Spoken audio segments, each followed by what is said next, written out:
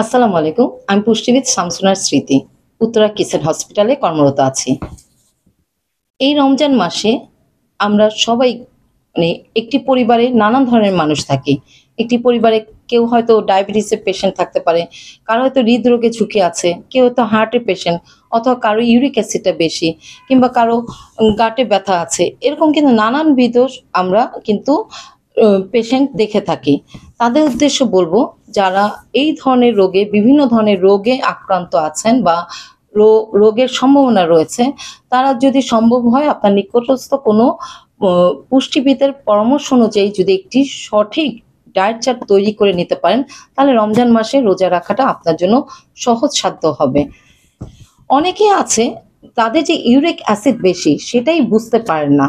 ঘুম থেকে উঠলে পা ফেলতে গেলে কিন্তু পা ব্যথা করে, কিংবা পায়ে অনেক সময় গোড়ালিতে ব্যথা করে। অনেক সময় ভাবে যে হিল পড়েছি বলেই আমার পাটা ব্যথা করছে, কিন্তু অ্যাকচুয়ালি এটা যে ইউরিক অ্যাসিডের ব্যথা, এটা বুঝতে বুঝতে আমাদের কিন্তু দেরি হয়ে যায়। তাই বলবো, শুরুতে যদি একটি ব্লাড টেস্ট করা যায়, যে তাহলে বোঝা যাবে যে ইউরিক অ্যাসিডের মাত্রা কতটুকু।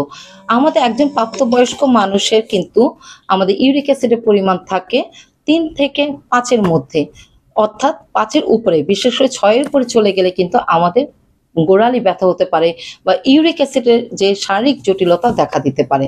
যাদের ইউরিক অ্যাসিড বেশি না, এই রমজান মাসে আমাদের ট্র্যাডিশনাল ইফতার যে পরিমাণে ডাল এবং ডাল জাতীয় খাবার কিংবা প্রোটিন জাতীয় খাবারটা গ্রহণ করা হয়, যার ফলে কিন্তু আমাদের ইউরিক অ্যাসিড বেড়ে যায়। ইউরিক অ্যাসিড হচ্ছে প্রোটিনের একটি অংশ, অর্থাৎ ভগ্নাংশ। আমরা যদি অধিক পরিমাণে প্রোটিন গ্রহণ করে ফেলি, সেক্ষেত্রে কিন্তু আমাদের রক্তে ইউরিক অ্যাসিডটা বেড়ে যায়। তাকে কিন্তু আমরা বলি ইউরেসেমিয়া। যার ফলে এখন আমি বলবো, যারা ইউরিক অ্যাসিডে ভুগছেন তাদের ইফতার, সন্ধ্যা, রাত কিংবা সেহরিতে কোন ধরনের খাবার খেলে ভালো, কোন ধরনের খাবার খাওয়া উচিত না, বা কোন কোন খাবার আপনার পরিহার করা উচিত, সে বিষয়ে আমি ছোট্ট করে একটু পরামর্শ দিতে চাচ্ছি। ইফতারের সময় যদি আমরা অতিরিক্ত চিনিযুক্ত খাবারটা খেয়ে নেই, সেক্ষেত্রে কিন্তু অতিরিক্ত চিনি বা অতিরিক্ত সুগার আমাদের শরীরে কিন্তু পানি শুষে নেয়। পানি শুষে নিলে কিন্তু আমাদের শরীর ডিহাইড্রেট হয়ে যায়। আমাদের শরীর যদি পানি শূন্য হয়ে যায় বা পানি শূন্যতা দেখা দেয়, তখনই কিন্তু আমাদের শরীর থেকে কিন্তু ইউরিনের পরিমাণ কমে যায়। ইউরিন থেকে কিন্তু আমাদের বর্জ্য পদার্থ বের হতে পারে না, যার ফলে আমাদের শরীরে কিন্তু ইউরিক অ্যাসিড বেড়ে যেতে পারে। তাই এই রমজান মাসে চেষ্টা করবেন, যারা প্রাপ্তবয়স্ককে আমরা বলি কিন্তু 8 থেকে 10 গ্লাস পানি খাবেন। যারা ইউরিক অ্যাসিডে ভুগছেন তারা কিন্তু 10 গ্লাসের চাইতে আরো 2 গ্লাস থেকে 3 গ্লাস পানি বেশি খাবেন। কারণ যারা ইউরিক অ্যাসিড ভুগছেন তাদের ক্ষেত্রে কিন্তু বিশুদ্ধ পানির পরিমাণটা বাড়াতে হবে। কারণ পানি খেলে কিন্তু আমাদের ইউরিনের পরিমাণটা বাড়বে এবং শরীর থেকে কিন্তু আমাদের টক্সিন পদার্থটা বা বর্জ্য পদার্থ বের হতে সাহায্য করবে। ফলে কিন্তু ব্লাড থেকে কিন্তু আমাদের ইউরিক অ্যাসিডটা ধীরে ধীরে কমে আসবে। এবং যারা ইউরিক অ্যাসিডে ভুগছেন, চেষ্টা করবেন যে একটি খেজুর দিয়ে আপনারা ইফতারটা শুরু করবেন এবং বিশুদ্ধ পানি দিয়ে আপনারা ইফতার শুরু করবেন। ইউরিক অ্যাসিডে যারা ভুগছেন, চিনিযুক্ত শরবত না খেয়ে, আর্টিফিশিয়াল কোনো শরবত না খেয়ে, যেমন কোনো ক্যান জুস, প্যাকেট জুস না খেয়ে আপনার প্রাকৃতিক জুস বা প্রাকৃতিক শরবত দিয়ে আপনারা ইফতার শুরু করবেন। সেক্ষেত্রে কিন্তু ডাবের পানির বিকল্প নেই। ডাবে রয়েছে পর্যাপ্ত পরিমাণে পটাশিয়াম, সোডিয়াম, ম্যাগনেসিয়াম এবং সালফার, যা আমাদের শরীরে কিন্তু টক্সিসিটি দূর করতে সাহায্য করে। অথবা আপনারা কিন্তু এই সময় পারেন বেলের শরবত খেতে।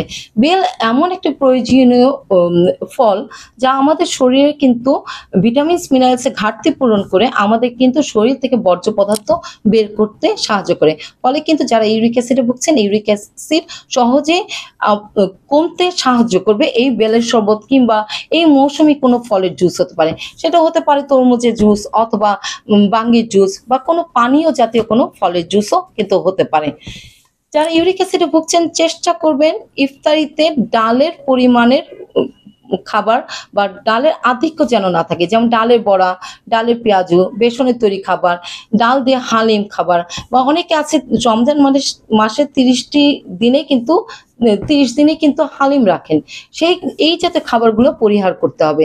এবং যারা ইউরিক অ্যাসিডে ভুগছেন চেষ্টা করবেন রেড মিটটা পরিহার করবেন, কারণ গরু, খাসি বা অর্গান মিট, বিশেষ করে কলিজা, মাথার মাংস, মগজ, এই জাতীয় খাবারগুলো কিন্তু আপনার শরীরে ইউরিক অ্যাসিডের পরিমাণটা বাড়িয়ে দেবে।